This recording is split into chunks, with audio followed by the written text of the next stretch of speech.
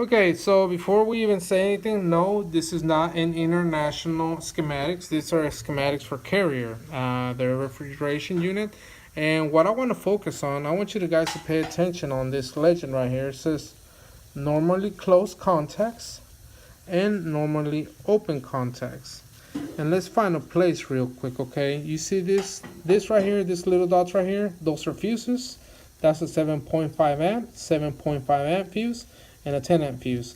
And these little circles right here are basically fuses, okay? There's a relay right here. But if you continue the diagram here, the schematics, you're gonna see that that's gonna be a relay right there. And that relay basically means that is normally open contact. So it's normally open, normally open, normally open.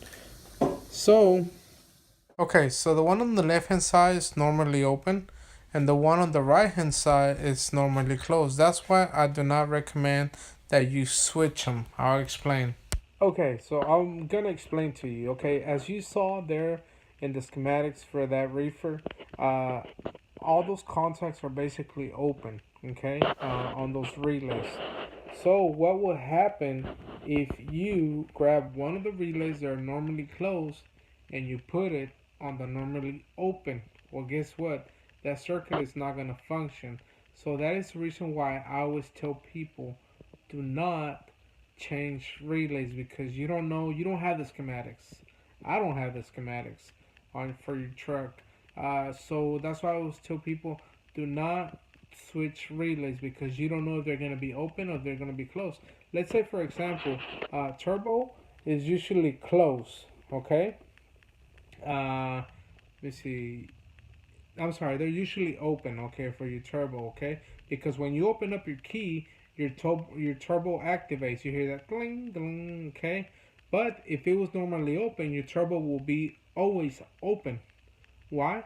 Because the relay is actually letting the power go through to the turbo. So that one would usually be normally closed.